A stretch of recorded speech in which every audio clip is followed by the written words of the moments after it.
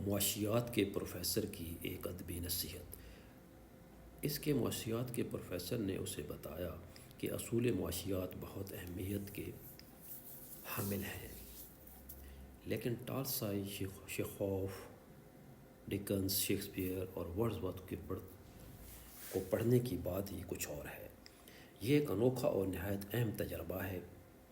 ہر موسم بہار میں کالج کی گریجویشن تقریب کے موقع پر وہ اپنے ایک پروفیسر کو یاد کرتا جس کے 2 حیران کن جملوں نے اس کی زندگی کا رخ بدل دیا۔ وہ ایک بگڑا ہوا طالب علم تھا جو ایک کمیونٹی کالج میں پڑھ رہا تھا۔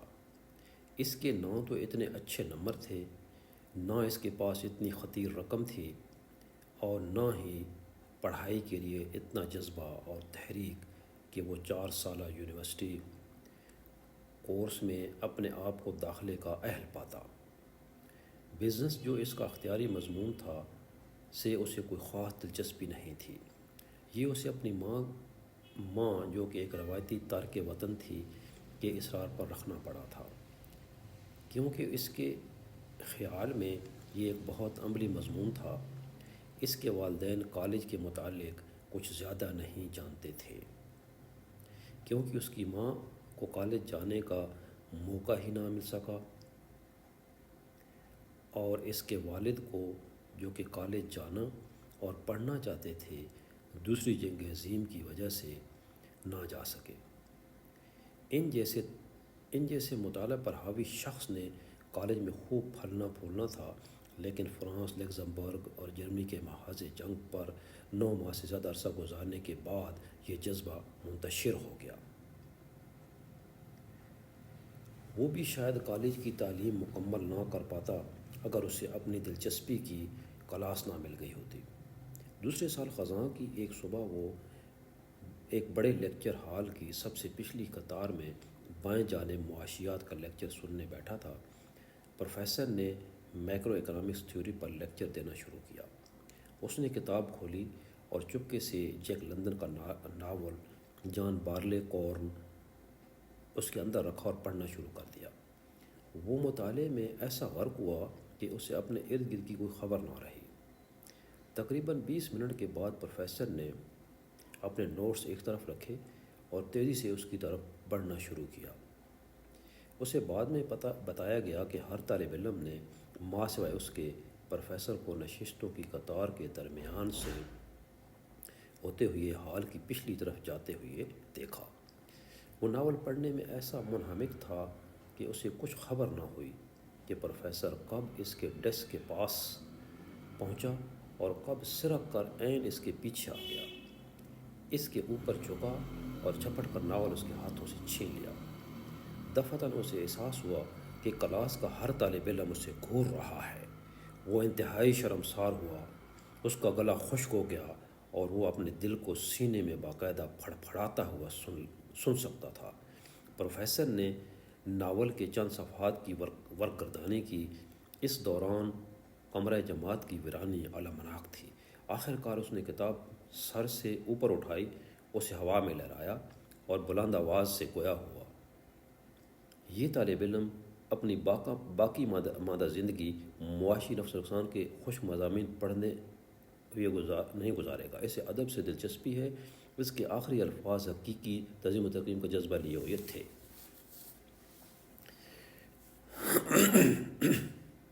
اس نے کتاب واپس اس کے حوالے کی۔ قطاروں کے درمیان سے چہل قدمی کرتے ہوئے وہ اپنی جگہ پہنچا اور لیکچر دوبارہ شروع کر دیا۔ وہ حواس باختہ ہو گیا تھا اور کلاس میں باقی ماندہ وقت مخبوط الحواسی میں گزارا۔ اگلے چند ہفتے کے دوران اس نے پروفیسر کے اس رد عمل پہ تأمل کیا۔ اگر ایک معاشیات کا پروفیسر ادب کو معاشیات جتنی اور اس سے بھی زیادہ اہمیت دیتا ہے تو اس کا مطلب یہ ہے کہ شاید اس کے مطالعے کی ایک حقیقی اہمیت ہے جو وہ کلاس روم سے باہر کر رہا تھا۔ ممکن ہے ناول پڑھنا محض ایک فرار و انحراف نہ ہو سکتا ہے مطالعہ ادب ایک کارآمد جدوجہد ہو، اور وہ اگر ادب کے طالب علم کے طور پر کامیاب ہوا ہو جائے تو ہو سکتا ہے یہ اسے ایک ایسی سمت میں لے جائے جو اس کی پیشہ ورانہ زندگی میں کامیابی کے امکانات کو بڑھا دے۔ اسے کچھ پتہ نہیں تھا یہ اسے کس پیشے کی طرف لے جائے گا، لیکن اس نے ایک امید لگا لی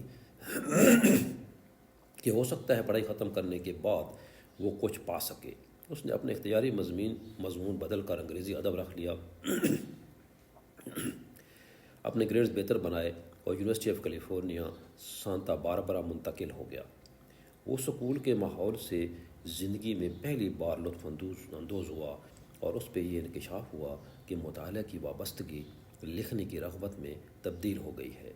اس نے گریجویٹ سکول سے صحافت کی تعلیم حاصل کی اور ایک اخباری رپورٹر کے طور پر اپنے پیشے کا آغاز کیا، بشمول 2 دہائیوں کے جو اس نے لاس اینجلس ٹائمز کے ساتھ گزارے۔ بالآخر وہ روزمرہ کی صحافت کو چھوڑ کر تصنیف و تالیف کی طرف آ گیا۔ پچھلے مہینے طلباء کے ایک گروہ کو اپنی کہانی سنانے کے بعد اس نے اپنے اس پروفیسر کو ٹیلی فون کرنے کا فیصلہ کیا۔ وہ اس کے نام کا صرف آخری حصہ اپنے ذہن میں لا سکا، اور پھر اس نے فیکلٹی ایسوسی ایشن کے ایک رکن سے رابطہ کیا۔ اس نے ڈیوڈ کاپلان سے اس کا رابطہ کرا دیا، جو کہ اب 83 برس کا ہے اور 14 سال پہلے ریٹائر ہو چکا ہے۔ پہلی بات جو اس نے کاپلان سے پوچھی وہ یہ تھی کہ کیا انہیں ہماری لیکچر ہال میں ہونے والی نزاع یاد ہے؟ انہوں نے نفی میں جواب دیا۔ اس نے انہیں یاد کرایا تو وہ مسکرائے اور فرمایا، لیکن مجھے اس پر کوئی تعجب یا حیرانی نہیں کہ میں نے اس پر اتنا اچھا اور غیر متوقع رد عمل کیوں کر دیا۔ یہ اس بات کی عکاسی کرتا ہے کہ میں خود اس وقت کیا سوچ رہا تھا، میں ذاتی طور پر کن مراحل سے گزر رہا تھا اور میری اندرونی حالت کیا تھی۔ University of California Los Angeles سے معاشیات میں بیچلر اور ماسٹر کی اسناد لینے کے بعد سانتا مونیکا کالج میں ایک دہائی تک یہ مضمون پڑھانے کے بعد کاپلان اس نتیجے پر پہنچا کہ اس کی تعلیم محدود اور ادھوری ہے۔ اس نے University of California Los Angeles میں ادب کی کلاسیں لینا شروع کر دیں اور اپنے طور پر بے تحاشا مطالعہ شروع کر دیا۔ کاپلان نے معاشیات پڑھانا جاری اور بزنس کو ایک بڑے اور مفید اختیاری مضمون کے طور پر پڑھنے کی ضرورت و اہمیت پر اپنا پختہ ایمان قائم رکھا، لیکن اس کے ساتھ ساتھ اس نے یہ بھی سوچنا شروع کر دیا کہ یونیورسٹی کے وہ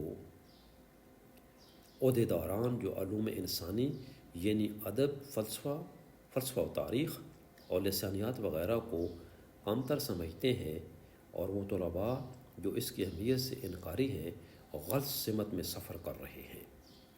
انہوں نے فرمایا، اصول معاشیات کا پڑھنا بہت اہمیت کا حامل ہے، لیکن ٹالسٹائی، چیخوف، ڈکنز، شیکسپیئر اور ورڈزورتھ جیسے تخلیق کاروں کو پڑھنے کا مزہ ہی جداگانہ ہے۔